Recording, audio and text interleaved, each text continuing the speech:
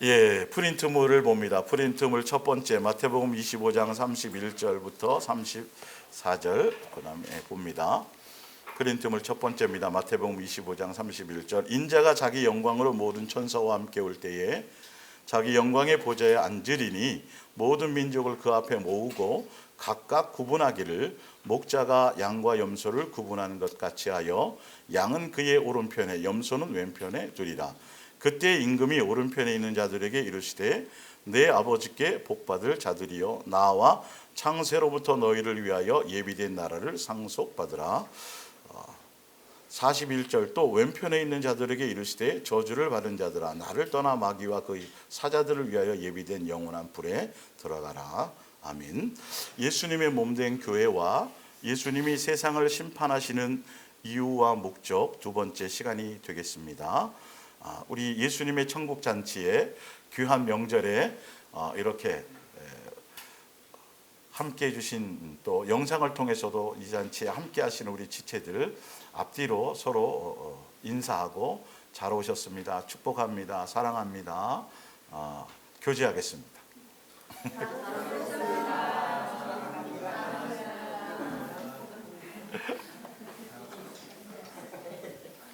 예, 뭐 맛있는 것들을 영양가 있는 거 맛있는 것들을 많이 드셔서 얼굴이 번쩍번쩍합니다. 오늘도 영의 양식을 먹으러 여러분들 오셨는데 원래 이제 다음 주가 원주 예배죠. 순서상으로는. 근데 이제 1박 2일 우리가 한마음 가족 캠프가 있어서 동탄에서 다음 주 한 주 더 합니다. 그리고 오늘 원래는 끝나고 식사하는 시간인데 다음 주로 한 주 더 연기합니다. 그렇게 참고하시기를 바랍니다. 우리가 이 예수님이 세상을 심판하신 이유와 목적이라는 제목을 통해서 예수님이 전달하시고자 하는 의도가 뭐냐면 예수님 성경을 통해서 예수님은 처음부터 천지를 창조할 때부터 우리를 예수님의 자녀로 한 가족으로 양육하고 맞이해 주시려는 것이 목적이었기 때문에 심판하고 우리하고는 사실은 관계가 없는 거였어요. 심판은 누구를 위해서 준비된 거예요? 마귀와 그거에 따르는 그 천사들 무리들 그들을 위해서 준비. 그래서 보면 성경에 34절에 보면 내 아버지께 복을 심판 때인데 심판의 자리인데 복받을 자들이라고 얘기해요. 무슨 복이요? 그렇죠. 하늘의 신령한 복이에요. 이거는 여기 무슨 뭐 금 몇 돈 금멸류관 아무 상관이 없어요. 성경은 다 일관성이 있어야 되니까요. 아버지께 복 받을 자들이요 나와 창세로부터 너희를 위하여 뭐하라? 우리는 심판이 아니라 그 심판받는 심판대가 우리는 뭐하는 자리다? 상속받는 자리다. 나라를 정식으로 상속받는 자리고 세상에 육체를 가지고 양육받으면서 힘들고 그 가운데 있으면서 우리가 자유하는 것. 영생으로 이제는 육체의 모든 수고하고 무거운 짐을 다 내려놓고 해방받는 자유하는 그런 시간이에요. 그러니까 우리가 심판은 우리와 상관이 없는 거구나. 그럼 우리가 심판이나 종말이나 이런 것에 신경을 쓸 것이 아니라 예수님의 자녀답게 뭐 하는 데 신경 쓰면 돼요? 양육받아서 상속받는 그 일을 가는 것, 그걸 위한 기대와 소망으로 가는 거지 심판이 아니란 말이죠. 이 부분은 명확하게 방향성과 목적성을 알아야 미혹당하지도 않고 속지도 않고 우리가 가야 될 길들을 제대로 갈 수가 있어요. 이유를 아시겠죠? 그러니까 우리는 상속받으러 가는 거야. 그러면 내가 상속받고 양육받는 그것에 충실할 것에 충실하기만 하면 생명책에 이름이 기록된 사람은 심판이 의미가 없잖아요. 심판과 관계 없다고 성경에 맨 뒤에도 나오지만 초반에 설명드렸지만 관계가 없는 거예요. 심판을 두려워할 것이 아니라 빨리 그 시간이 뭐 했으면 좋겠다? 왔으면 좋겠다. 근데 이걸 요한계시록이나 종말론이나 그 종말론이라는 건 없다 그랬어요. 원래 신학에서 만들어 놓은 거예요. 잘못하니까 자꾸 두려운 거죠. 어느 순간에 예수님이 오시면 어떡하지 언제부터 우리가 잘났었다고 언제부터 안 부끄러운 모습이었다고요. 뭐가 우리 완전해서 예수님을 맞이하려면 여러분 1000만 년이 지나도 안 돼요. 그거는. 그래서 예수님 은혜와 사랑 안에 사는 그 관계가 더 중요한 거잖아요. 그것을 공로는 다 예수님으로 말미암았고 그 부분을 우리가 알고 가야 되죠. 그래서 그런 부분을 이제 증명하여 드리고, 성경을 제대로 우리가 잘못 배웠던, 종교에서 교리와 전통으로 잘못 배웠던 구원론이나 뭐 이거 다 잘못 배웠던 것들을 성경 자체에서 말하는 것이 무엇이냐는 거죠. 예수님의 입장, 아버지의 입장에서는 우리가 이제 고통받고 수고하고 양육받는 것이 쉬운 건 아니잖아요. 어쨌든 육체의 인생, 육체를 입고 있는 인생 자체가 고난이에요. 사실은요. 먹어야 되고, 그죠? 시간의 공간, 또 아프기도 하고 뭐 여러 가지가 있잖아요. 그 자체가 양육을 위해서 받는 그 시간 자체가 사실은 고통이고 고난이기 때문에 아버지의 입장에서는 고통받고 고난받는 우리를 뭐 하기 위해서 이제는 건지는 것이 심판의 마지막 정리하는 시간이다. 양육의 장세를 정리하는 것이다라는 거예요. 자, 좋은 거예요, 우리에게는. 자, 중간에 출애굽기 3장을 한번 볼게요. 이제 구약을 통해서 이제 심판이라는 의미를 다시 한번 또 지난주에는 여러 가지를 통해 가지고 제가 심판에 대한 개념을 설명드렸죠. 이제 구약을 가지고 좀 볼게요. 5절, 3장 5절. 하나님이 이르시되 이리로 가까이 오지 말라. 내가 선 곳은 거룩한 땅이니 내 발에서 신을 벗으라. 또 이르시되 나는 내 조상의 하나님이 아브라함의 하나님, 이삭의 하나님, 야곱의 하나님이라. 모세가 하나님 배웁기를 두려워하여 얼굴을 가리매 여호와께서 이르시되 내가 애굽에서 있는 내 백성의 무엇을 들었어요? 고통을. 애굽이라는 나라에는 무엇이 가해질까요? 무슨 판? 심판. 애굽 나라에는 심판이 가해지고 예수님의 백성에게는 고통에서 뭐 하는 거? 해방되는 거. 출애굽하는 거, 뭐 그렇게 되는 거, 광야교회로 하는 것이죠.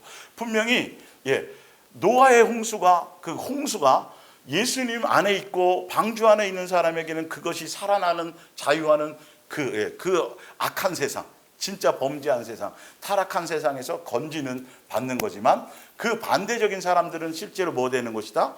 심판되어지는 것이다라는 거예요. 개념을 아셔야 돼요. 우리가 어디에 속할지가 더 중요한 것이지 심판이라는 개념 자체를 너무 두려워할 필요는 없다는 거예요.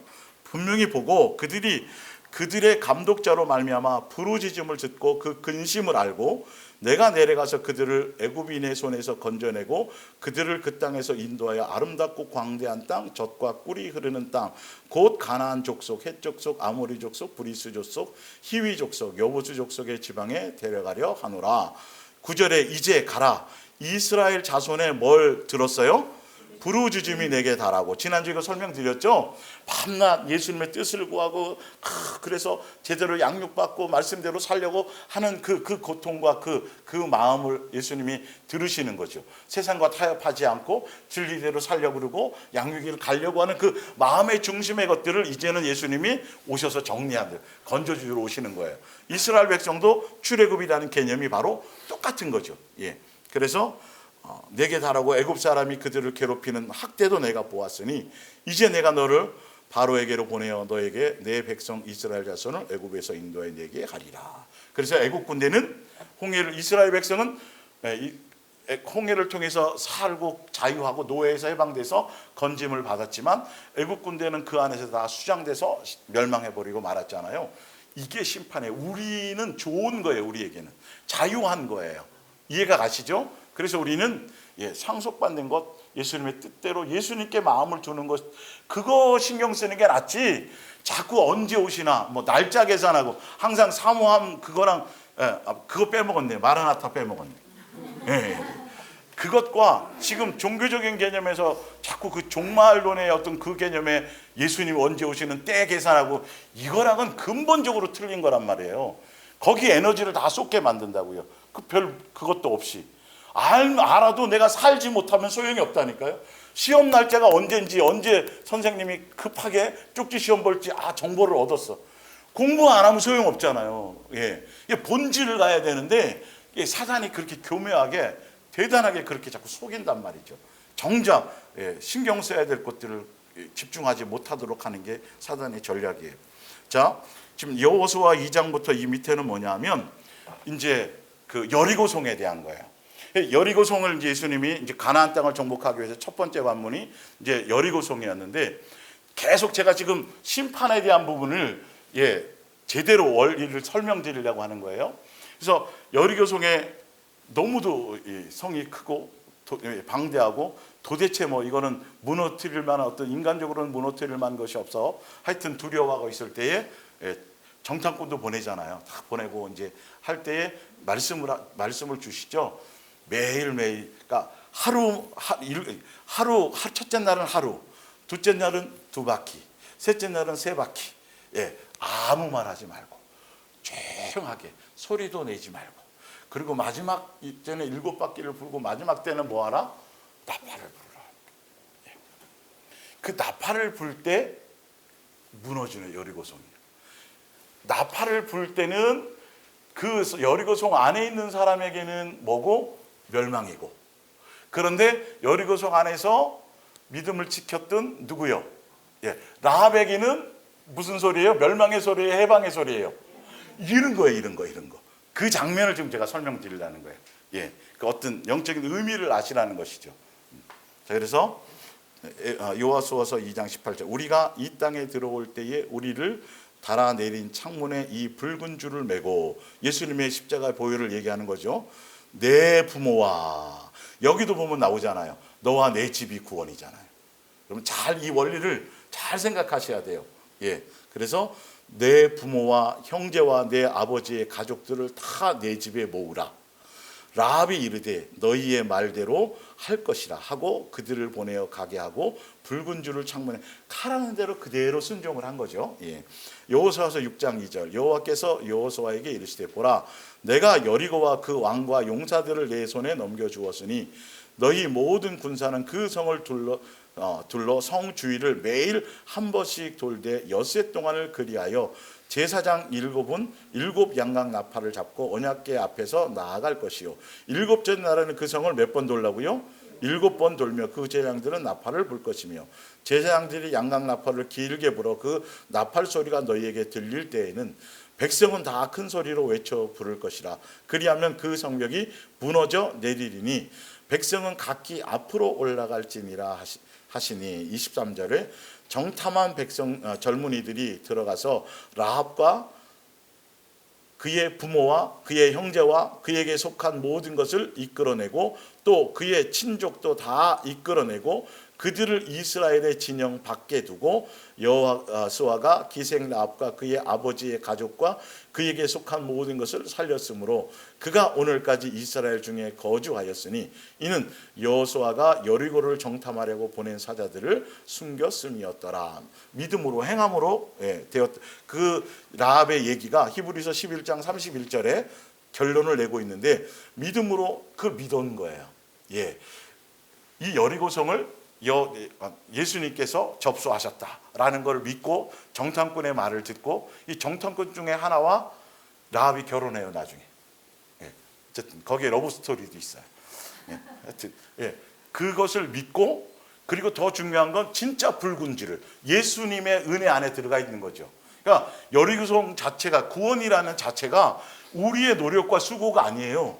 그냥 한 게 없어요. 성이 그냥 무너진 거, 진짜로 무너진 거라니까요. 예수님이 구원하시는 거예요. 그런데 그 뜻대로 그 붉은 줄을 메고, 그리고 누구든지 너의 가족을, 그러니까 롯의 가정, 소돔과 고모라처럼 사위를 건지려고 기회도 주었는데 농담으로 여기면 안 돼. 그죠? 만약에 아버지 와야 돼, 형도 와고 다 와. 근데 안 와. 그러면 끝나는 거예요. 뭔 말인지 알죠? 기회를 주시지만 약속은 지키셨단 말이죠. 그런 거예요. 그러니까 기생 라합에게는 이제는 자기가 진짜로 사는 해방의 시간이고, 여리고성 안에 있는 사람에게는 멸망의 시간이에요. 우리는 그 날을 사모하며 가는 것이죠. 예수님의 얼굴을 진짜 배울 그날, 고향으로 돌아갈 그날. 나그네로 살다가 아무리 해외여행이 멋있어도 결론은 자기 집이 편하잖아요. 안식이 있는 거잖아요. 그날을 사모하며 가는, 이 세상 생활이 좀 뭐 해야 돼요? 불편해야 돼요. 진짜 불편해야 돼요. 이게 이제 예수님과의 관계 안에서 자꾸 이게 불편해지는 것이 정상적인 거예요. 예수님에 대한 그 삶에 함께 누릴 그날이 좀 더 우리 속에서 사모함이 커지는 게 정상적인 거예요. 내 속에 있는 영적인 것들의 성장이 일어나고 정상적인가가 아닌가가 내 안에 자꾸 이런 것들이 이제 내 속에서 일어나는 현상들을 보면 알게 되는 것이죠. 그래서 기생라합은 정탐꾼을 평안히 영접하였으므로 순종하지 않. 여기 보니까 여리고 성에 있던 사람들 중에는 그들이 죽은 이유는 순종하지 않은 거고, 기회를 줘도 하지 아니한 자와 함께 멸망하지 아니하였도다. 야고보서 2장 25절 또 이와 같이 이게 계속 나오네요, 그렇죠? 기생라합이 사자들을 접대하여 다른 길로 나가게 할 때에 행함으로 의롭다 하심을 받은 것이 아니냐. 그리스도 예수 안에 있는 하나님의 사랑이 이 부분은 편집할 때 잘못됐네요. 자, 고린도후서 5장 1절입니다. 이것과 똑같은 내용이에요. 우리의 구원이라는 의미, 우리의 심판이라는 의미가 바로 똑같아요. 삶과 죽음에 대한 거죠. 우리가 지금 살고 있는 이 땅의 천막집이 무너지면, 다시 말해서 우리가 죽어 이 육체를 떠나면 하늘에 있는 새로운 몸, 영원한 우리 집을 가지게 될 것입니다. 그 집은 사람의 손으로 지은 것이 아니라 하나님께서 지으신 집입니다. 여러분, 예수 그리스도의 사람들은 이 땅에서 오래 살고 뭐 대단하게, 이것이 여러분 별 의미가 없어야 돼요. 육체를 가지고 예수님이 시간 주고 다 하셨을 때에는 거기에 충실하게 예수님의 뜻을 따라 양육받는 데 초점을 두고 살아가지만, 여기에 말씀처럼 예수님이 입혀주실 새로운 집, 그렇죠? 육체의 집, 새로운 영체로 해주실, 이 땅에는 살고 있지만 빨리 죽어야지 일을 하는 개념이 아니라, 그것에 대한 예수님의 시간표와 예수님의 그 시간표 안에 순종하며 살아가긴 하지만, 진짜 그 죽음에 대한 두려움이 아니라 그건 소망이고, 아까 심판도 두려움이 아니죠. 성경에서 기록하고 예수님이 말씀하시는 그것에 우리는 동의해야 돼요. 세상 개념을 자꾸 버려야 돼요. 우리가 찌들 정도로 세상적인 관념과 관점에서 이렇게 살기 때문에 죽음 자꾸 두렵잖아요. 그렇게 생각하잖아요. 죽으면 굉장히 슬프잖아요. 그 개념을 버리라는 거예요. 예수 그리스도의 안에서는 그것이 언제 어느 때 와도 우리는 항상 뭐 되어 있어라? 준비되어 있어. 옷 갈아입는 거다. 새 집으로 입주하는 거다. 이게 여러분 그냥 자연스러운, 여러분이 그리스도인이라면 아주 자연스러운 일상이라는 거예요. 여러분 새 옷을 탁 해놓고, 혹시 뭐 어디 이제 뭐 결혼식 가려고 사놨다든지, 또 뭐 미팅 가려고 사놨다든지, 뭐 어떤 잔치자 가려고 탁 사놨으면 빨리 그날이 오기를 바랄 거 아니에요. 그리고 어떤 때는 뱃살도 좀 줄여서 저 옷에 옷매가 좀 살 수 있도록, 예수님에 대한 기대치를 갖는 것처럼 그렇게 해서 그날이 즐겁고 기쁜 날이어야 소망의 날이 되는 것인데, 우리는 지금 믿는다고 사실 하고 있으면서도 뭐 여러 가지 종교적인 행위를 하면서도 아직도 그것에 대한 두려움이 있다라는 거죠. 순간순간. 그죠? 그리고 그것을 슬퍼하고 있다라는 거죠. 이거는 그냥 단순한 문제가 아니라 성경의 말씀에 비추어 보면 우리가 많이 달라져야 될 부분이에요. 개념을 달리해야 될 부분이에요. 너무 좋은 거란 말이에요. 기쁜 거란 말이에요. 즐거운 거란 말이에요. 죽음이 즐겁다고요, 목사님? 여러분, 세상에 미련이 내가 세상에 뭔가가 자꾸 그것을 붙들고 있는 게 있으니까 그게 그렇게 생각되는 거지, 제가 미친 사람이 아니에요. 제가 이상한 사람이 아니에요. 성경대로라니까요. 지금 이게 여기에 맞추는 게 맞다니까요. 너무도 우리가 젖어왔으니까 성경의 말씀의 삶이 기본이 되고 일상이 되고 자연스러움이 습관처럼 되어질 수 있도록, 오늘 하루하루 눈 뜨면 오늘만 또 충실히 살아가고, 오늘 퇴근할 때 예수님이 불어가시면 새 옷을 입으라는 그 기대치로, 내일이 잔칫날이야. 저 옷을 입겠네 드디어. 내가 어떻게 산 건데. 뭔 말인지 알죠? 진짜 그렇다라는 개념이에요. 심판도 똑같아요. 죽음도 똑같아요. 우리의 개념은 완전히 틀려야 돼요. 이게 실제로 이게 내 속에 존재하고 그것이 나를 지배하고 있느냐 없느냐에 따라서 이게 완전히 틀려진다니까요. 삶의 개념이 심판대 앞에서 완전히 틀려지는 거예요. 심판이라는 개념 자체가 틀려지는 거예요. 우리는 이미 이 세상 살이에 지쳐 신음하며 여기 나오네요. 새 옷이라고. 새 옷을 갈아입듯 하늘의 몸을 입게 될 날을 어떻게 기다려요?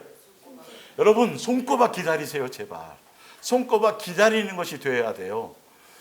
진짜 그것이 믿어지면, 진짜 천국 잔치고, 혼인 잔치이고, 진짜 그런 거라면, 한 사람이 상속받는 거라면, 여러분 아직도 좀 그렇죠? 많은 부분이요.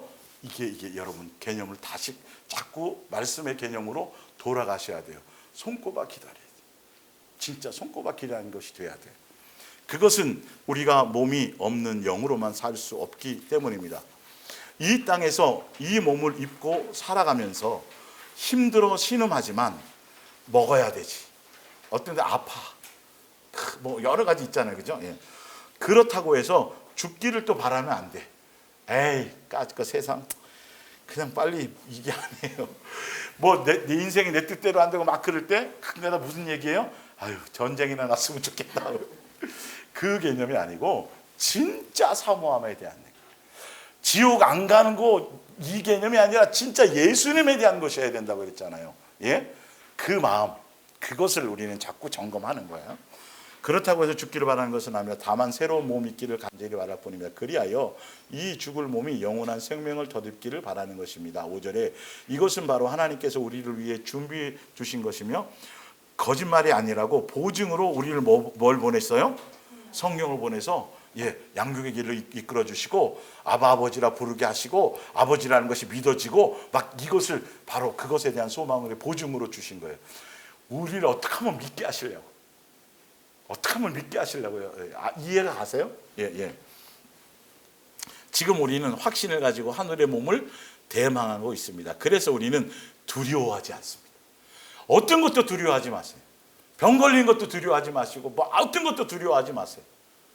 우리는 사단이 사망 권세를 가지고 수 없는 것들로 이래서 죽을 것 같고 저래서 죽을 것 같고 배불러서 죽을 것 같고 배고파서 죽을 것 같고 뭐해서 죽을 어떤 것들로 해도 우리는 진짜 자유한 사람이라니까요. 어떠한 것으로도 우리를 어떻게 할 수가 없어요. 마지막 우리를 죽여도 그래서 예수님이 부활하시고 사신 거 아니에요. 그분의 자녀잖아요. 그 길을 가는 거잖아요. 우리는 더 좋은데 뭐 더 좋은데 야 네가 그렇게 해줌으로 말미암아 내가 빨리 상속을 받았어 이렇게 되는 거예요. 사단이 할 건 그거밖에 없어요. 아무것도 그것이 없는 거예요. 우리에게는. 그래서 우리는 두려워하지 않습니다. 오히려 죽는 것이 더 뭐하다고요? 만족스럽습니다. 여러분 그리스도인은 이게 정상적인 거예요. 이게 이상하면 아닌 거예요. 그렇게 되면 주님과 함께 하늘의 집에서 살 수 있기 때문입니다. 우리는 이 육체를 가지고 여기서 살든지 육체를 떠나 하늘에서 주님과 함께 살든지, 그러니까 이 하늘에 대한 소망을 갖고 예수님과 함께 영원히 사는 것에 대한 그것에 대한 목적성이 있는 사람들은 다른 것에 마음이 없어요. 어떤 것에 목적이 있냐면 항상 뭐 하는 것에 있어요? 예수님을 기쁘게 해드리는 것이 항상 초점이 있는 거예요. 이해를 아시겠어요? 하늘에 대한 소망이 있는 사람은 진짜 그런 사람은 죽음에 대한 두려움이 없고 그것이 오히려 내가 상속받는 거고 그것이 예수니까 영원히 사는 거라는 그 진짜 하늘의 시민권자로서의 그 믿음이 있는 사람은 다른 데 초점이 없어요. 이 땅에서 대단해진 그것이 아니고 이 땅에 있으나 어디에 있으나 항상 누구를 예수님을 기쁘시게 하는 것에 그것에 초점이 있고 방향성이 그거란 말이에요. 여러분 이게 굉장히 중요한 거예요. 그래서 예수님의 진짜 몸된 교회라면 그것에 초점을 두도록 하는 것이에요. 일시키는 것이 아니에요.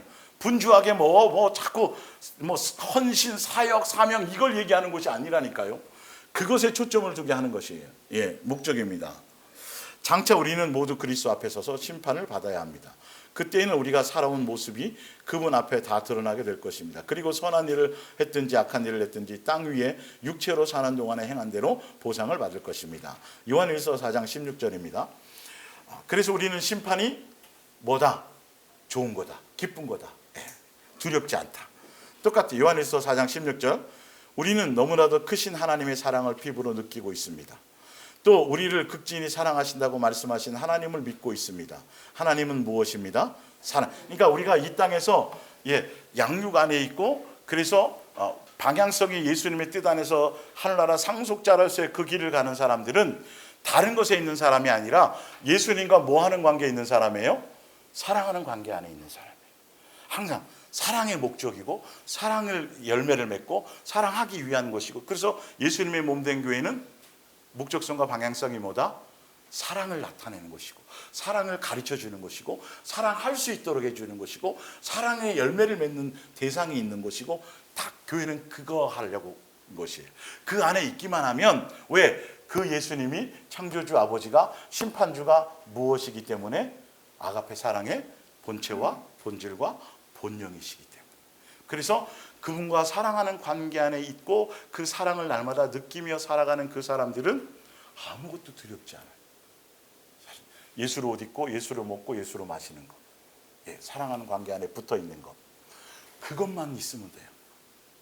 그거 안에 있기만 하면 돼요. 자, 그래서 그러므로 누구든지 사랑 가운데 사는 사람은 하나님과 함께 사는 것이며 하나님께서도 그 사람 안에 계시는 것입니다. 17절에 성경은 계속 이렇게 얘기하고 있죠. 그죠? 그리스도와 함께 살 때 우리의 사랑은 예수님과 살게 되면 뭐가 성장하는 거죠? 사랑이 성장해야 되고, 그러므로 말미암아 사랑이 더 완전한 것이 되어져 가는 거예요. 성령님이 내 안에 오시고 성령을 통해서 양육의 길을 가면 예수님과의 사랑의 깊이가 너비와 높이가 넓어지는 것이죠. 사랑의 뿌리가 더 깊어지는 것이지, 뭐 재산이 늘거나 뭐 다른 육적인 어떤 것들이 아니에요. 뭔 말인지 알죠? 진짜 그분이 사랑이시기 때문에 진짜 예수님과 제대로 이 관계 안에 제대로 양육 안에 있기만 하면 우리가 점점 예수님에 대한 사랑의 깊이가 더 깊어지는 것에, 그 은혜에 대한 사랑의 그 큰 사랑과 그 자비와 용서와 은혜가 내 속에서 더 넘쳐나는 것에 초점이 있다라는 거예요. 그 열매가 풍성해지는 거예요. 근데 예수님을 사랑하니까 하면서 자기 멋대로 살고 사랑하니까 덮어주시기, 이거 아니에요. 더 제대로 사랑의 길을 가면 예수님에 대한 공경과 경외심이 더 높아져요. 사실은 더 존중감이 높아져요. 어릴 적에는 부모들이 자식의 눈높이를 낮추기 위해서 같이 놀아주기도 하고 장난도 쳐주고 뭐 목마도 태워주고 막 하지만, 이게 애가 점점점 커가면서 장성해가면서 목마 태워주세요 이러면 안 되잖아요. 부모에 대한 뭐가 더 커져요? 공경심이, 예의가 더 발라지고 부모에 대한 공경심이 커지고, 옛날엔 친구처럼 놀고 막 그랬다가도 이제는 예의를 갖추게 되는. 그러니까 예수님과의 사랑의 관계가 깊어지면 예수님에 대한 그 어미하심, 뭔 말인지 알죠? 그분에 대한 경외와 존중과 이것이 더 예의를 갖추게 된다는 거죠. 더 그 부분에 대해서 더 공경하는 것들이 생긴다라는 거예요. 근데 잘못된 사랑을 하면 예수님은 자꾸 하찮게 여겨요. 사랑하니까 그러면 이상하게 가면 이건 큰일 나는 거예요. 잘못된 사랑이에요. 큰일 나요. 그거는 반대적이어야 돼요. 진짜. 자, 그렇게 되면 우리는 심판날에 부끄러움을 당하거나 당황하지 않고 확신과 기쁨을 가지고 누구를 대할 수 있어요? 예수님의 얼굴을 대할 수 있는 거예요. 왜? 우리의 심판 때는 예수님과 나와의 사랑하는 이가 소위 말해서 펜팔로 만나다가 어느 날 진짜 얼굴을 대면하는 것처럼 만나는 거니까, 심판 때가 사랑을 확인하는 사람이 하는 시간이에요. 사랑을 확증받는 시간이에요. 사랑의 관계를 확인하는 시간이에요. 그러니까 기다려져요, 안 기다려져요? 두려워요, 안 두려워요? 안 두려워야 돼요. 이 개념을 완전히 달리 하셔야 돼요. 자, 밑에 또 볼게요. 야고보서 5장 7절. 사랑하는 형제들이여, 여러분은 주께서 다시 오시는 그날까지 인내를 가지고 기다리십시오. 그런데 기다리는 마음이 뭐냐면, 어떤 마음으로 기다리냐면 마치 농부가 귀중한 곡식들이 잘 익어서 추수하게 될 가을이 오기를 뭐예요? 기다리듯이. 얼마나 설레고 얼마나 좋은 거예요. 예수님 오는 거, 심판 이게 오는 거.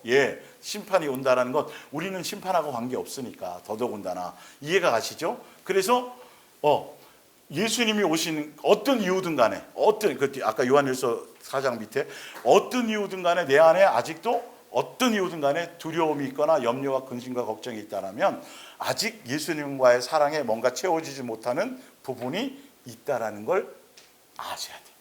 그 두려움을 예수님 앞에 갖고 나가서 사랑으로 채우셔야 돼요. 그걸 없애버리셔야 돼요. 그걸 점검하며 가는 거예요.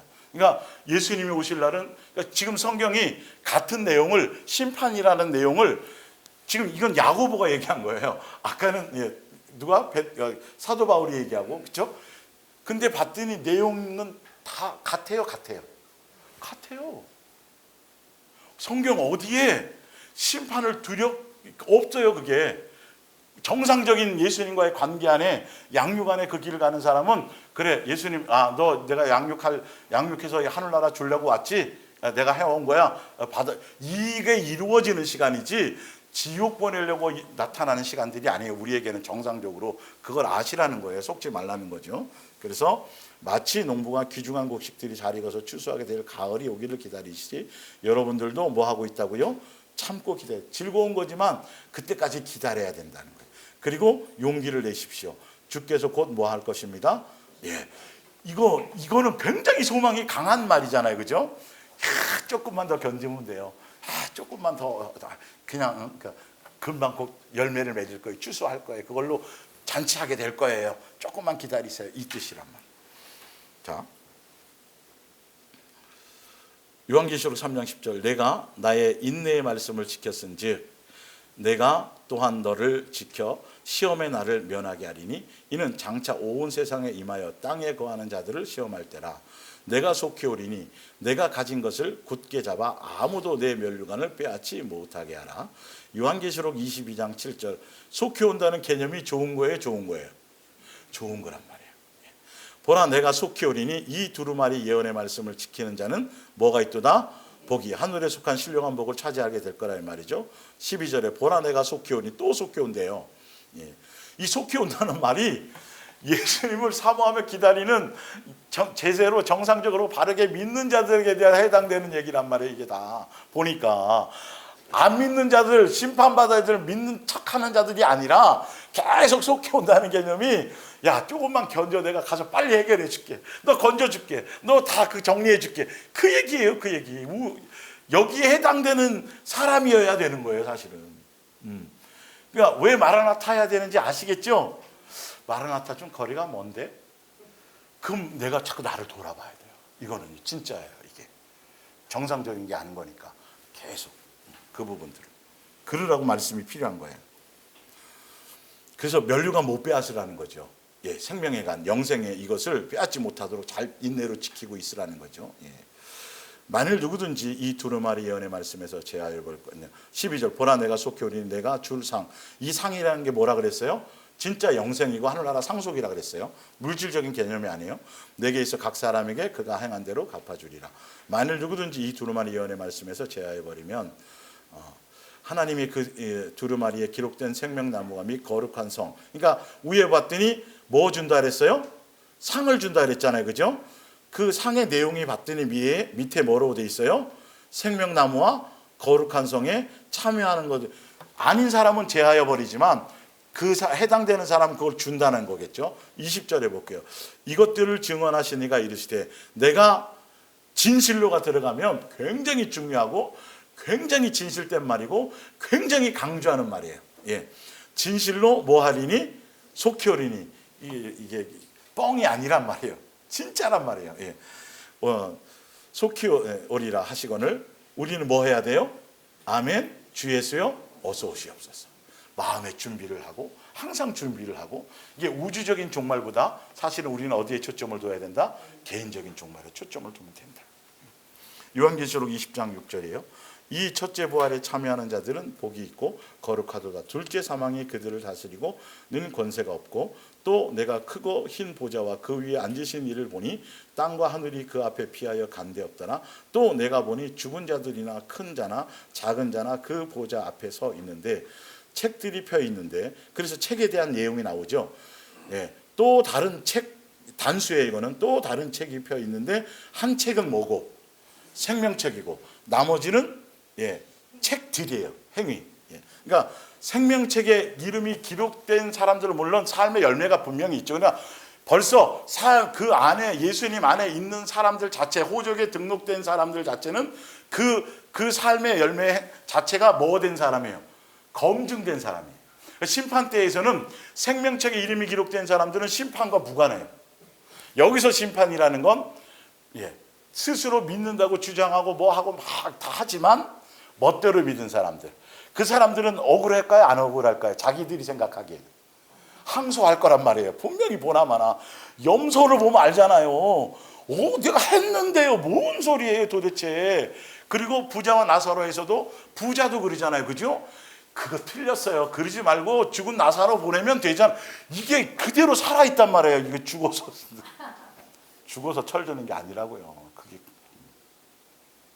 그럴 것 같으니까 예수님이 하나하나 다 억울한 사람이 없어야 되니까 그거에 대한 거라는 거예요. 예, 이해가 가시죠? 성경은 정확하게 그렇게 이거를 제대로 읽어보지도 않고 그냥 멋대로 해석을 해가지고 막 만들어내요. 이 심판이라는 개념 자체를. 예.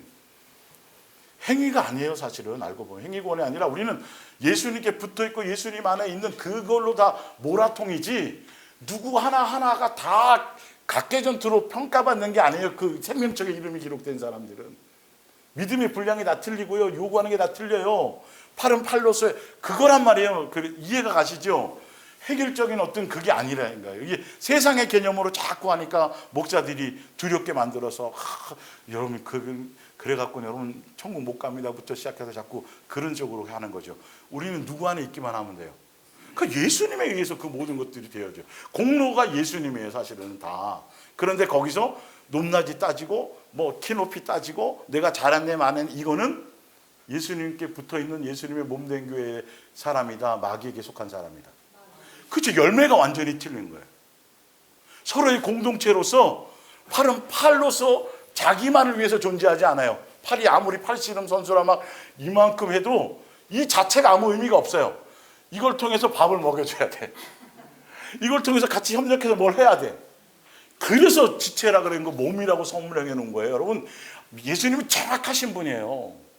팔 하나만 영광 받을 수 없다니까요. 그런데 희한하게 종교성 안에 들어가면 팔이 이걸로 자기 자랑하는 거예요. 네.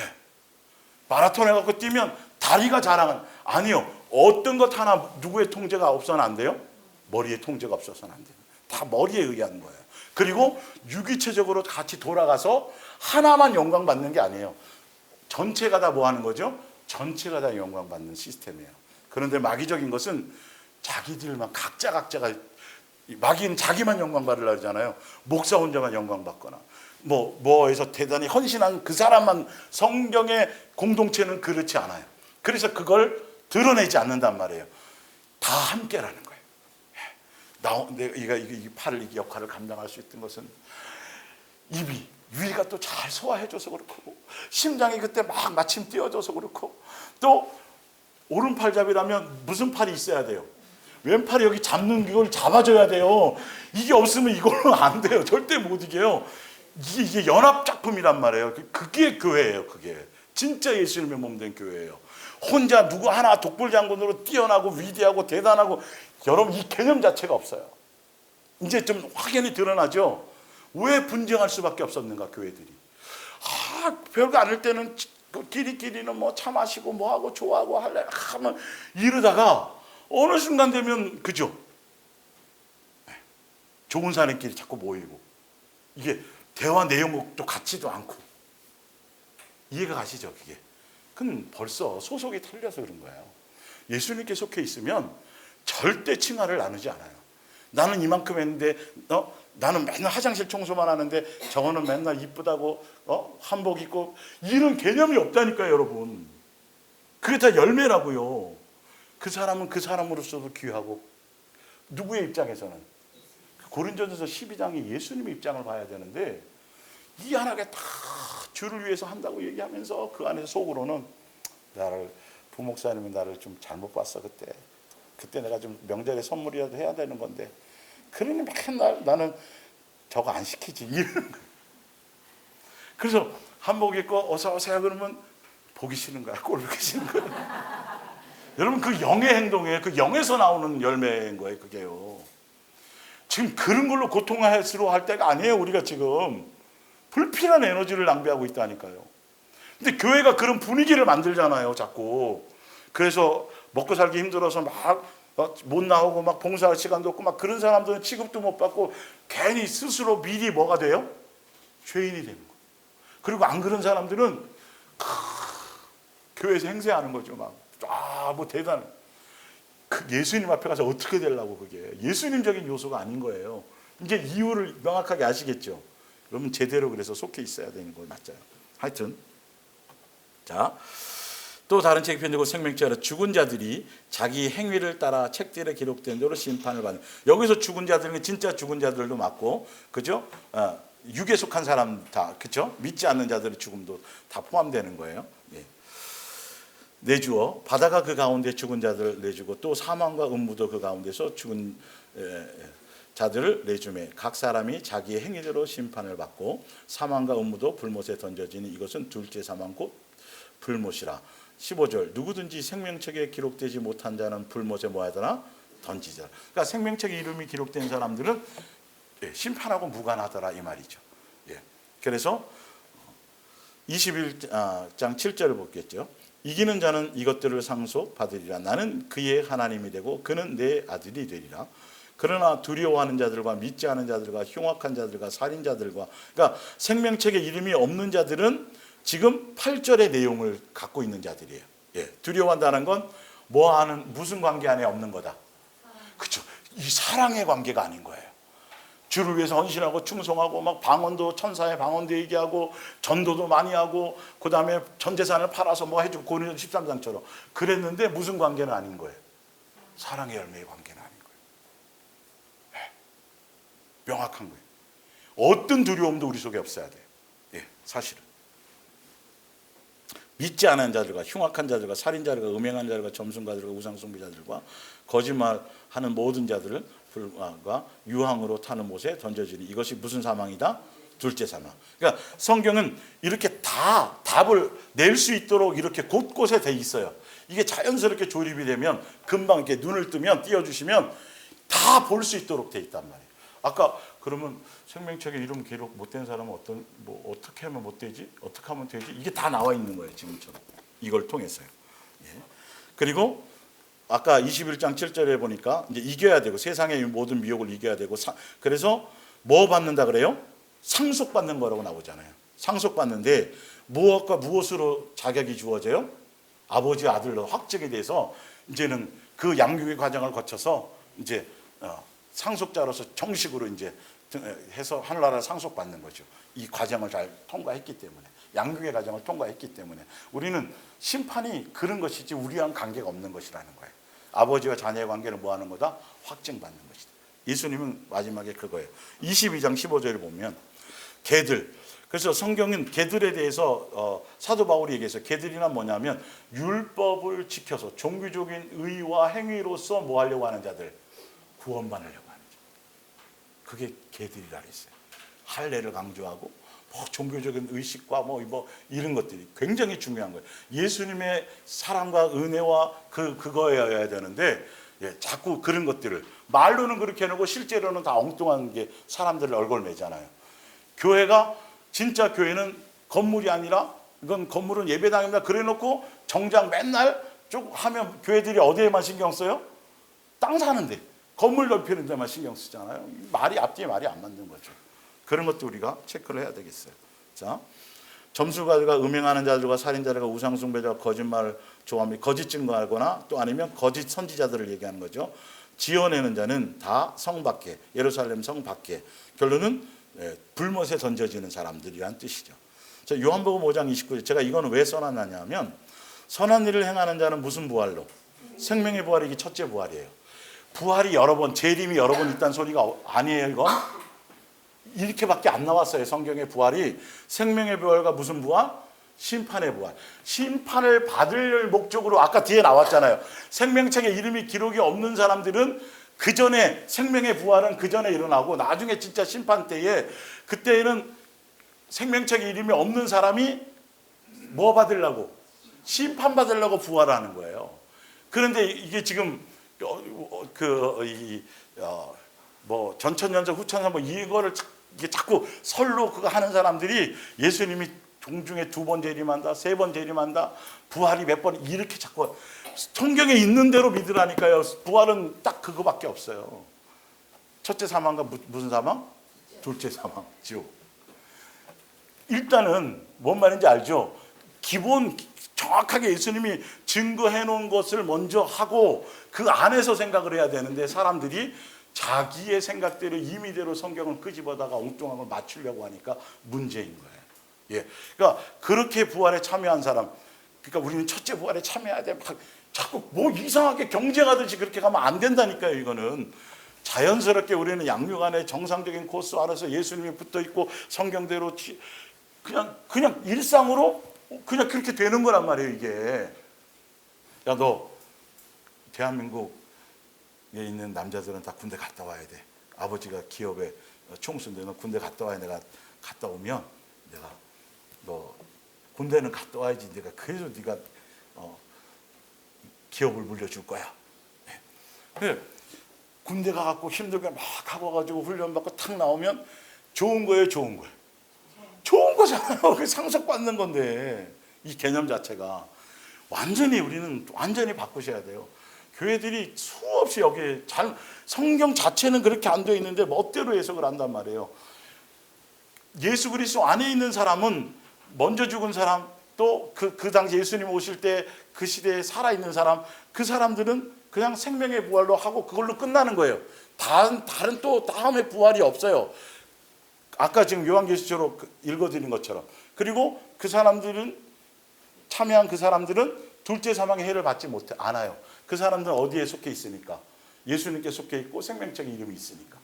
생명책 이름이 없는 사람들을 나중에는 다 부활시켜가지고 심판대를 거쳐서, 그래서 심판의 부활과 생명의 부활 두 개밖에 없어요. 일단 그렇게 알고 계세요. 왜냐하면 이 유튜브나 이런 데서 자꾸 이상한 소리 하는 사람들이 몇 번째 이런 얘기 또 헷갈리실까봐 제가 성경을 찾아서 좀 설명드린 거예요. 예. 자, 근데 중요한 건 이제 뭘까요? 사실은 어떻게 하면 생명책에 들어가냐는 거죠.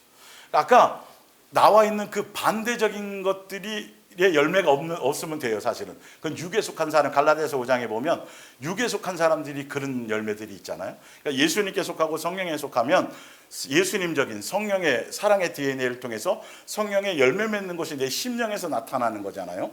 그런 부분들인데 어찌되었든 또 볼게요. 말라기 3장 13절 여호와께서 말씀하셨다. 너희는 나에 대하여 건방지고 뻔뻔스럽게 이야기를 하고 있다.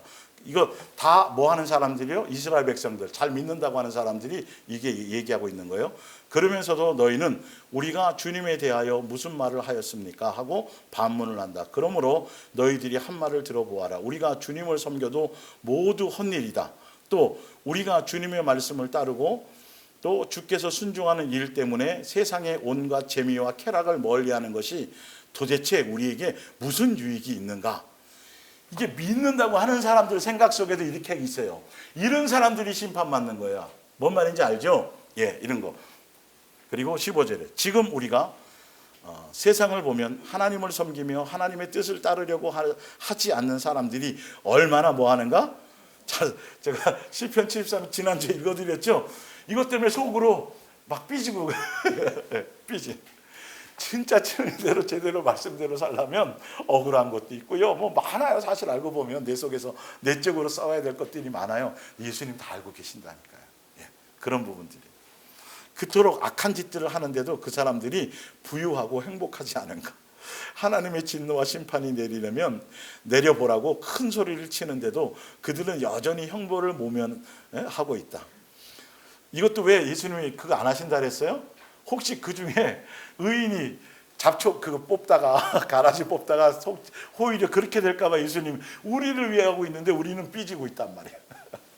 16절에 이와 동시에 여호와를 두려워하는 자들도 친구들과 모여 그들과 정반대 이야기를 하였다. 주께서 그들의 이야기도 정확하게 들으셨다. 우리의 얘기 다 들으세요. 예.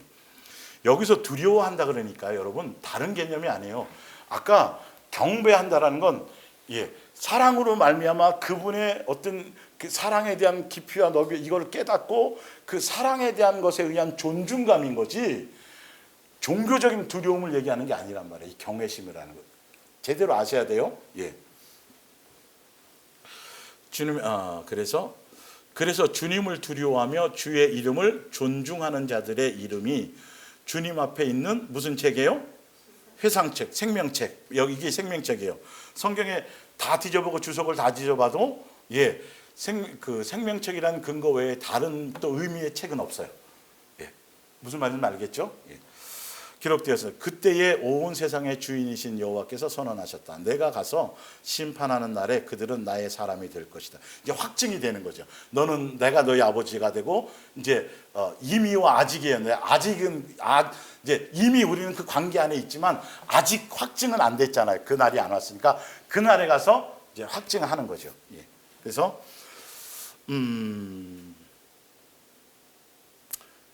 내가 가서 심판하는 날에 그들은 나의 사람이 될 것이다. 마치 부모가 효도하는 자식을 아껴주듯이 내가 그들을 아껴주겠다. 그때에 너희가 악인과 의인의 차이점을 알게 될 것이다.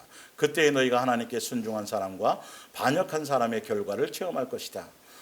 4장 1절에 온 세상의 주인이신 여호와께서 말씀하셨다. 그러므로 보아라, 나의 분노가 횃불처럼 타오를 날이 온다. 그날에는 교만하고 악한 마음을 품고 나를 멸시한 자들이 모두 건불처럼 타버릴 것이다. 그날에는 가지와 뿌리도 남지 않고 태우는 불처럼 그들을 말끔히 태울 것이다. 둘째 사망의 못에 던진다는 거예요. 주여 주여 하면서 다 이건 알죠. 안 믿는 사람이 아니죠. 믿지만 말씀대로 뜻대로 믿지 않고 멋대로 믿고 헛되이 믿고 헛되이 경배하면서 종교심으로 믿었고 우상숭배처럼 믿었던 것. 생명책 이름이 기록이 없는 자들이요. 그러나 내 이름을 두려워하며 산 너희에게는 그날의 의로운 태양, 두렵게 살았다라는 걸 그분을 존중하고 경외하고 뜻 안에 살았다는 걸 말씀대로 태양이 떠오를 것이다. 그날에는 너희의 의로운 생활이 어떻게 돼요? 그날에 밝혀지는 거예요. 여기서 억울해도요. 그러니까 조금 참으라는 거예요. 조금 인내하라는 거. 억울해도 예수님은 더 억울하셨을 거 아니에요. 그날에는 모든 것을 다시 회복시키는 햇볕이 비칠 것이다. 그러면 너희가 오랫동안 좁은 우리 안에 갇혀 있다가 초원으로 풀려나온 송아지들처럼 기뻐서 뛸 것이다. 온 세상의 주인이신 여호와께서 또 말씀하셨다. 내가 나가서 심판하는 날에는 너희가 악인들을 모두 모할 것이고 짓밟을 것이고, 우리는 심판과 관계없어요. 것이다. 너희는 내게 반항한 그들을 땅바닥에 흩어진 재처럼 밟고 다닐 것이다. 4절에 주께서 말씀하셨다. 내 종 모세의 율법을 기억하여라. 내가 호렙산에서 이스라엘 백성 전체를 위하여 그에게 전해준 그 계명과 그 규정들을 뭐하라? 실제 이게 뭐예요? 뭐하라? 사랑하라. 지금에 와서는 예수님 진짜 그 율법을 완성하시고, 이건 구약의 내용이니까 완성하시고 우리에게 주신 무슨 계명? 새 계명. 어디에 초점이 있어야 될지, 무엇 안에서 우리를 양육하시는 것일지 이해가 가시죠? 여호와께서 말씀하셨다. 내가 온 세상을 심판하는 그 무섭고 위대한 날이 오기 전에 보라, 내가 예언자 엘리야를 너에게 보내겠다. 그래서 세례 요한이 온 거죠. 구약에서 신약으로 넘어가는 과정에 요한계시록 3장 1절 생명책 이름이 기록되는 사람들에 대해서 얘기하죠. 예수님을 공경하고 존중하고 경외하면서 제대로 된 자녀로서 양육의 길을 가는 사람들, 기본적으로 그 안에 있는 사람들은 생명책 이름이 기록되는 거예요. 3장 1절에 사대 교회의 사자에게 편지하라. 하나님의 7명과 7뼈를 가지신 이가 이르시되 내가 내 행위를 아노니. 어떤 행위냐 면 열매가 있는 거예요. 내가 살았다고 하는 이름은 가졌으나 교회는 나오고 뭐 주여 주여 다 하는데 실제로는 무슨 열매가 없다? 사랑의 열매가 없다. 아름다운 열매가 없다. 그래서 죽은 자라는 거예요. 너는 일깨어서 그 남은 바 죽게 된 것을 굳게 하라. 내 하나님 앞에 내 행위에 뭘 찾지 못했다? 온전한 것을. 반드시 행위에는 뭐가 따른다? 열매. 무슨 열매? 성령 열매, 사랑의 열매, 선한 행실, 옳은 행실. 그것이 옳은 행실이 성도들의 세마포라 그랬죠. 신부 단장이라 그랬죠. 그래서 옳은 행실에 대해서 요한복음 17장을 봅니다. 20절 내게 주신 영광을 내가 그들에게 주었사오니 이는 우리가 하나 된 것 같이 그들도 하나 되게 하려 함이라. 곧 사랑으로 하나 되는 거예요. 곧 내가 그들 안에 있고 아버지께서 내 안에 계시오. 그들로 뭘 이루어요? 이 온전함이 무엇에 대한 온전함이에요? 사랑에 대한 온전함이에요. 사랑하는 관계 안에 있는 거예요. 예수님께 붙어 있고 예수의 살과 피를 먹고 예수를 옷 입는 것이 뭐라 그랬어요? 예수님과 뭐 하는 관계 안에 있는 거? 사랑하는 관계 안에. 너무너무도 중요한 거예요. 이게 핵심 중에 핵심이고 관통 중에 관통인 거예요. 이걸로 다 분별하는 거예요. 우리 마음에 내가 예수님을 향하는 마음에 무엇에 초점이 있어야 될까? 이거예요. 계속 그 얘기를 하고 계신 거예요.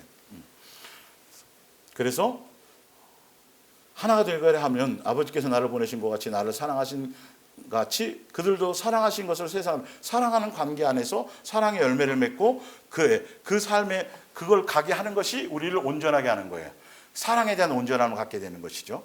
자, 에베소서 4장 13절. 우리가 다 하나님의 아들을 믿는 것과 아는 일이 하나. 이건 교회에 대한 얘기죠. 교회론이죠. 예수님 몸 된 교회에 대한 거. 무슨 사람을 이루어? 예, 온전한 사람이 어떤 사람이에요? 예수님의 장성한 분량에 이른 사람. 그 예수님이 어떤 분이에요? 사랑의 나타남으로 오셨고, 아가페 사랑의 확증으로 오셨고, 아가페 사랑을 완성하고 오셨고, 아가페 사랑을 통해서 우리에게 계명을 주고 가신 분. 그분을 닮아가는 거예요. 그게 생명책에 이름이 있는 사람이에요. 예, 그 행위를 얘기해요. 디모데후서 3장 15절. 성경에 기록한 목적. 성경은 능히 너로 하여금 그리스도 안에 있는 믿음으로 말미암아 구원에 이르게 하는 지혜가 있는데, 그리스도 안에 있는 믿음으로 말미암아 구원에게 이르는 지혜를 주는 건데 그 구원에 이르는 지혜의 내용이 16절부터예요. 모든 성경은 하나님의 감동으로 된 것으로 교훈과 책망과 바르게 함과 의로 교육하게 유익하니. 누구를 닮아가게 하는 거죠? 예수님 배우게 하고 예수님 가르치니 이는 하나님의 사람으로 뭐하게 하며 온전하게 모든 선한 일을 행할 능력을 뭐한다? 갖추게. 아까 선한 가색, 예, 선한 이는 누구밖에 없어요? 예수님밖에 없어요. 선한 행실에 대한 열매는 그래서 무슨 부활로 일어난다 그랬어요? 생명의 부활. 이 선한 일에 대해서는 여러분 이제 다 알죠? 또 교회가 된다면 더 자세하게 선한 일에 대해서 알겠지만 성경은 그 선한 행실이 바로 예수님으로 말미암은 것들이에요. 종교적인 것들이 아니에요. 예, 그런 부분이에요. 반드시.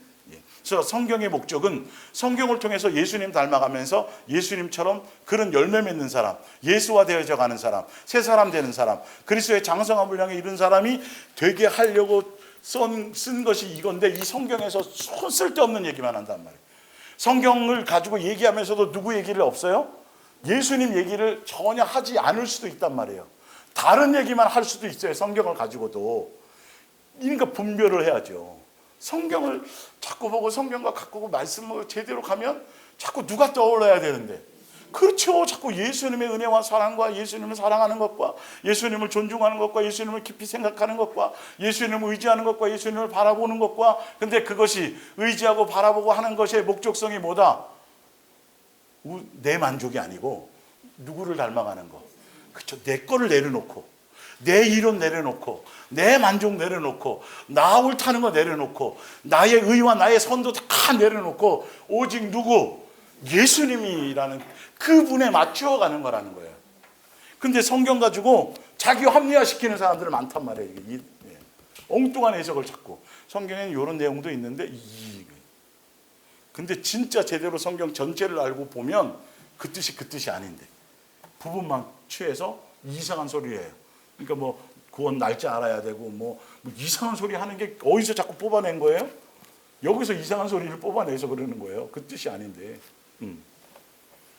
그러면서 요한계시록 아까 3장 2절, 요한계시록 3장 2절에 대한 걸 좀 제가 보충해 드린 거고요. 온전함의 뜻을. 3절에 그러므로 내가 어떻게 받았으며 예수님께로부터 받은 것, 첫사랑을 통해서 어떻게 들었는가를 생각하고 지켜서 모아라. 회개하는 거예요. 그 성경대로 주신 대로 첫사랑을 회복하라는 거죠. 만일 일깨지 아니하면 내가 도둑같이 이르니 어느 때에 내게 이르는지 내가 알지 못함이라. 4절에 그러나 사대에 그 옷을 더럽히지 아니한 자 몇 명이 내게 있어 흰 옷을 입고 나와. 그러니까 누구로 옷 입었다는 거예요? 예수로. 세상에 물들지 않고. 아까 위에 보면 요한계시록 3장 1절 2절에 나온 그대로 그와 반대로 사는 사람, 열매를 드러내며 사는 사람들, 날마다 우리가 날마다 회개하는 사람, 새로워지는 사람, 예수로 자꾸 옷 입는 사람. 그래서 그런 사람들은 이기는 자고, 이기는 자는 이와 같이 흰 옷을 입을 것이요 내가 그 이름을 어디에서? 우와, 이게 생명책과 연관이 있네요. 더 확실하다는 거예요. 더 선명해진다는 거예요. 그런데 이거에 반대면 생명책의 이름이 없다는 내용이죠. 생명책이 더 확실해진다는 건 이대로 가야 된다는 거죠. 그래서 로마서 8장입니다. 무릇 하나님의 영으로 인도함을 받는 사람은 곧 하나님의 아들이라. 성령을 보내서 인치시고 보증하시면서 무엇을 인치고 뭘 보증하시냐 하면 바로 내가 너희 아버지고 넌 내 자식이다. 그래서 너는 하늘나라 뭐 받는 사람이다. 상속을 받을 거야. 그러니까 너는 무슨 길을 갈 거야? 양육의 길을 갈 거야. 누가 간 길? 너의 맏형이 간 길. 그런데 이제 이 로마서 8장 이 부분이 성경 전체의 그림이에요. 다 알고 보면. 예. 그래서 우리가 예수님을 믿습니다. 예수님을 따라갑니다. 그러면 예수님의 제자의 길, 그 길을 따라가는 길, 양육의 길, 그건 맏형이신 우리가 동생으로서 그 길을 가는 거잖아요. 가는데 자기 십자가를 지고, 그죠? 예. 누가 간 길을? 예수님의 간 길, 편안한 길만. 자꾸 문제 없고 사건 없고 좋은 이 개념 자체를 버려야 된단 말이에요. 그래서 그 길을 가는데 중요한 건 이 길을 갈 수 있도록 성부, 성자, 성령 세 하나님이 동시에 함께 합력하여서 우리가 그 길을 바르게 가게 할 수 있도록 양육의 길을 마지막 상속받는 길을 가게 하기 위해서 연합해서 우리를 도우시고 이끌어 가신다라는 거예요. 우리가 이 땅에 존재하고 교회, 예수님의 몸된 교회가 이 땅에 세워준 이유와 가야 될 목적성과 방향성은 이것밖에는 없어요. 이 방향인 거예요. 이게 전부인 거예요. 우리는 심판의 길을 가는 게 아니라 무슨 길을 가기 때문에? 상속의 길을 가는 거기 때문에. 볼게요. 자, 너희는 다시는 무서워하는 종의 영을 받지 아니하고 양자의 영을 받지 않으므로 우리가 예수님을 뭐라 부른다? 아버지라 부르니까 개념이 틀려져야죠. 이제는 종교심으로 섬기는 게 아니죠. 진짜 아버지로서 공경과 경외로 그분이 기뻐하시는 것을 따라 순종의 길을 가야 되는 게 맞죠. 자, 아버지를 배우는 거죠. 부르짖느니라. 성령이 친히 우리의 영과 더불어 우리가 하나님의 자녀인 것을 뭐 해주세요? 증언하시나니 자녀이면 또한 뭐다? 예, 심판받을 자가 아니라 상속자라는 거예요. 아까 예, 곧 하나님의 상속자여 그리스도와 함께한 상속자니 우리가 그와 함께 뭐 받기 위해서? 영광을 받기 위해서 고난도 함께 받아야 할 것이니라. 18절 생각하건대 현재의 고난은 장차 우리에게 나타날 영광과 비교할 수 없도다. 19절 이거를 피조물이 다 한다는 거예요. 예, 이렇게 가야 될 길, 우리가 가야 될 길. 19절에 피조물이 고대하는 바 하나님의 아들들이 나타나는 거예요. 양육받고 다 마지막 심판을 통과해서 정상 이제 상속받을 그 날이 오기를 피조물도 고대하고 있다라는 거예요. 예. 이와 같이 성령도 우리의 그래서 성령님도 뭐 한다는 거죠? 예수님을 닮아가고 양육의 길을 가고 상속의 길을 가는 게 어려울 거 아니에요. 그래서 우리의 연약한 것을 도와주시기 위해서 누가 동원돼요? 성령이 오셔서 그거 하는 거예요. 쓰러뜨리고 뭐 이런 거 말고. 예. 자, 성령이 우리는 마땅히 기도할 바를 알지 못하나 오직 성령이 말할 수 없는 탄식으로 우리로의 친히 간구하시는 마음을 살피시는 이가 성령의 생각을 하시나니 이는 성령님이 우리 위해서 기도해 주시고 하는데 누구의 뜻대로 구해요? 아버지의 뜻대로 원하신 대로 구하는 거, 내 뜻대로 구하는 거 안 해주는 거예요. 그게 기도죠. 28절 우리가 알거니와 하나님을 사랑하는 자, 거기에 중심 있는 자, 그 마음을 갖고 하는 자, 곧 그의 뜻대로 부르신, 그러니까 예수님의 사랑의 코드에 맞추는 자들을 부르시고 그렇게 양육하신다는 거죠. 입은 자들에게 모든 것이 합력하여 뭐를 이룬다? 선을 이루느니라. 29절 하나님이 미리 아신 자들을 또한 누구 본받게 하려고? 예, 우리가 상속받는다는 것, 고난의 길, 상속자의 길은 예수님의 형상을 본받는 길이에요. 위하여 미리 정하셨으니 이는 그로 많은 형제 중에 맏아들이 되게 하려 하심이라. 또 미리 정하신 그들을 또한 부르시고 부르신 그들을 또한 뭐 하시고 예수님의 십자가의 보혈로 의롭다고 하시고 의롭다 하신 그들을 또한 뭐 하게 해요? 영광의 자리에 함께 참여하게 하시느니라 이 말이에요. 느니라. 그런즉 이 일에 대하여 이것은 창세전에 예수님이 계획하신 일이에요. 예, 그래서 예.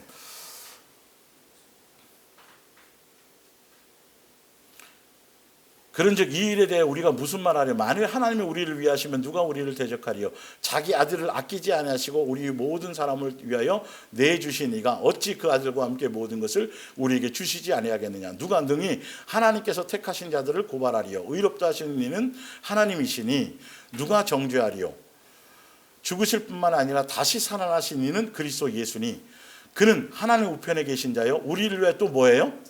성령님도 그러시고 예수님도 또 우리가 그 길을 갈 수 있도록 도우시고 함께 하시고, 그리고 예수님이 우리를 위하시고 예수님이 죽고 부활하셔서 예수님이 우리를 지키시고 보호하시고 우리를 양육의 길로 인도하시는데 우리가 뭐가 두렵냐는 거예요. 사단의 뭐 그런 것들이 무슨 문제가 되냐는 거예요. 뭐 안에 있기만 하면, 예수님 안에 있기만, 여기에 초점이에요. 다 그 안에 있으면 돼요. 도토리 거기 뭐 경쟁할 것도 없어요. 각 문만인 게 알겠죠? 자, 그렇게 돼 있는 거예요. 선물로 주시는 거예요. 자, 그런데 거기에 대한 구체적인 확증이 뭐냐 하면 34절 누가 정죄하려 죽으실 뿐만 아니라 살아나시니 그리스도시니, 35절 누가 우리를 그리스도 사랑 안에서 끊으리요. 이것이 바로 이거라는 거예요. 그러니까 창세전에 계획하신 천국 그 복음 안에 이 모든 계획이 우리를 향한 아버지의 뭐다? 사랑이다. 그 사랑으로 말미암아 이 모든 것들이 결실하는 거라는 거예요. 자, 생명책에 이름이 기록되는 과정이 이런 거죠. 누가 우리를 그리스도의 사랑에서 끊으리요. 환난이나 공고나 박해나 기근이나. 여기 좋은 내용이 있어요, 없어요? 좋은 내용이 있어요, 없어요? 하나도 좋은 내용이 없네. 이런 일들이 안에 우리가 뭐 하고 있다? 살아가고 있다라는 거예요. 이 안에 있어도 예수님의 사랑으로 넉넉히 이기고 보호받는 거라는 거예요. 그런데 예수 믿으면 좋은 일이 있어요. 뭐가 돼요. 이 개념 자체가 잘못된 거라니까요. 이 자체가. 뭐 그렇다고 맨날 가난하고 이 뜻이 아니잖아요. 영적인 어떤 전쟁과 싸움에서 우리가 지금 부딪히고 가는 모든 일들이 이런 거라는 거예요. 예. 자, 기록된 바 우리가 종일 주를 위하여 죽임을 당하게 되며, 날마다 죽임 당하죠. 우리가 옛사람이 죽잖아요. 자존심 꺾어지잖아요. 그죠? 이런 것들이 실제잖아요. 예. 도살당할 양같이 여기는 바와 같으니라. 그러나 중요한 거 37절이에요. 어떤 일이 중요한 게 아니라 이 모든 일에 우리를 뭐 하시는 이로, 사랑하시는 이로 말하면 우리가 뭐 한다? 넉넉히 이기느니라. 내가 확신하노니 뭐 별의별 일들을 다 동원해도 우리를 우리 주 그리스도 예수 안에 있는 하나님의 사랑에서 끊을 수 있다 없다. 그 사랑이 어디서부터 왔는지 볼게요. 에베소서 1장 3절에 하나님께서는 하늘의 온갖 영적인 신령한 복을 그리스도께 속한 우리에게 뭐 했습니다? 베풀어 주셨습니다. 그 신령한 복이 뭐냐면 우리를 하나님의 가족으로 뭐 해주는 거? 삼아주시는 것. 그것은 하나님께서 이 세상을 창조하시기 전에 이미 그리스도를 통해 이룰 일을 정하시고 우리를 하나님의 것으로 뭐 하신 거예요? 택하신 거예요. 이렇게 하시려고 한 점 흠도 점도 없는 거룩한 사람으로 뭐 해 가시죠? 양육해 가시는 거예요. 그런데 이 과정 모두가, 천지를 창조하고 우리를 이 땅에 있게 하신 모든 과정이 하나님 앞에 서 있는 우리는 그분의 뭐에 쌓여 있는 거예요? 사랑의 관계예요. 사랑을 느끼고 사랑 안에서 살아가는 거고, 그리고 6절에 이 모든 것이 놀라운 은총과 사랑을 우리에게 뭐 해주신 거예요? 쏟아부어 주신 거예요. 이거예요, 이거. 우리의 모든 초점은 어디에 있어야 된다? 사랑의 포커스, 여기에 맞추지 않으면, 아가페 사랑에 맞추지 않으면 예수님과 제대로는 영적인 관계의 연결을 이룰 수가 없어요. 그 안에 있으면 세상이 어떻게 돌아가든지, 어떠한 대단한 환난과 고난과 뭐 엄청나게 사단이 미혹한다 할지라도 우리는 어떻게 이긴다? 넉넉히 이긴다. 여러분, 다른 데 마음 뺏기지 마세요. 심판에도 종말에도 언제 오신다 이거 신경 쓰지 마세요. 우리는 매일매일 오실 예수님을 기다리고 있으니까 김정은이가 어떻고 미국이 언제쯤 어떻게 돼서 뭐 이딴 소리 하지 말라 그래. 우리는 오늘 오실 예수님을 기다리고 있으니까. 우리는 어디에 충실하고 있으면 돼요? 예수님의 사랑 안에서 이기는 것을. 우리가 이기는 게 아니라 그분이 이기게 해주는 거예요. 사랑의 마음을 놓치는 것이 문제인 것이죠. 이렇게 가시기를 부탁드립니다. 기도하겠습니다.